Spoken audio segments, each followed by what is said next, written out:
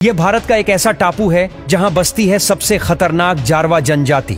आखिर कौन है ये जारवा जनजाति, कैसे रहते हैं ये लोग? तो दोस्तों, हम बात कर रहे हैं यूथ और कपल के सबसे favourite place Andaman and Nicobar island के बारे में। आपको बता दें कि अंडमान निकोबार में कुल 572 आइलैंड्स आते हैं, लेकिन इनमें से बहुत सारे ऐसे आइलैंड्स हैं जहां पर आज भी लोग नहीं पहुंच पाए हैं। केवल 36 ही ऐसे आइलैंड हैं जहां पर इंसान जाते हैं, और इस आइलैंड पर सबसे ज्यादा बोली जाने वाली भाषा बंगाली है। इसके अलावा यहाँ पर और भी कई सारी भाषाएं बोली जाती हैं। अंडमान निकोबार आइलैंड भारत के बजाय दूसरे देशों से ज्यादा करीब है, जैसे इसकी भारत से दूरी 800 किलोमीटर है, जबकि इंडोनेशिया से इसकी दूरी केवल 150 किलोमीटर है। यहाँ की राजधानी का नाम है पोर्ट ब्लेयर। और दोस्तों, आपको जानकर हैरानी होगी कि भारतीय झंडा सबसे पहले पोर्ट ब्लेयर में ही लहराया गया था, क्योंकि जब भारत अंग्रेजों से आजाद हुआ तो 1947 में यह भारत का यूनियन टेरिटरी बन गया। दोस्तों, अब हम आपको जारवा जनजाति के बारे में बताते हैं, और यह जनजाति पिछले 55,000 सालों से अंडमान निकोबार आइलैंड पर रह रही है।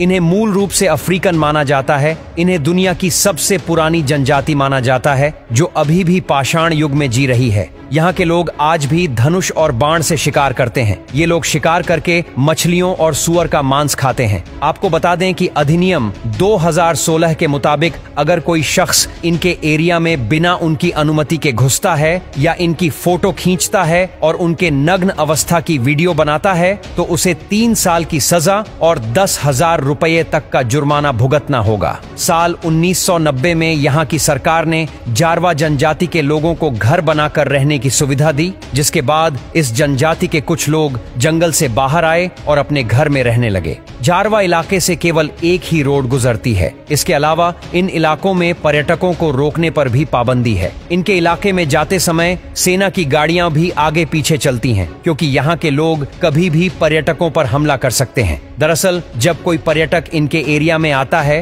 तो इन्हें लगता है कि वह उन पर हमला करना चाहता है, इसीलिए ये लोग अपनी जान बचाने के लिए पर्यटकों पर ही हमला कर देते हैं। दोस्तों, इनके बारे में कहा जाता है कि ये आज भी बिना कपड़ों के ही रहते हैं। जारवा जनजाति के लोगों को नाचने और गाना गाने का बहुत शौक है। इनके पास बहुत सारे ऐसे यंत्र हैं जो बजते हैं। ये अपने यंत्रों को बजाकर गाना गाते हैं और पारंपरिक डांस करते हैं। इनकी एकता भी बहुत मजबूत होती है। इसके अलावा इन्हें जड़ी बूटियों का बहुत अच्छा ज्ञान होता है, तभी तो ये बिना किसी अस्पताल के इतने सालों से जंगल में रह रहे हैं। दोस्तों, अगर आप अंडमान निकोबार जाते हैं और वहाँ पर आपको फिशिंग करने का मन करता है, तो वहाँ पर आप फिशिंग तो कर सकते हैं, लेकिन उन मछलियों को बेच नहीं सकते या फिर इस आइलैंड से बाहर लेकर नहीं जा सकते हैं, क्योंकि इस पर बैन लगा हुआ है। ये धरती की उन जगहों में से एक है जहां पर मछलियों की जिंदगी बहुत ज्यादा होती है। दोस्तों, अंडमान में कोकोनट क्रैब्स बहुत ज्यादा पाए जाते हैं, और ये धरती पर पाए जाने वाले सबसे विशाल क्रैब होते हैं। इनकी लंबाई 1 मीटर तक हो सकती है।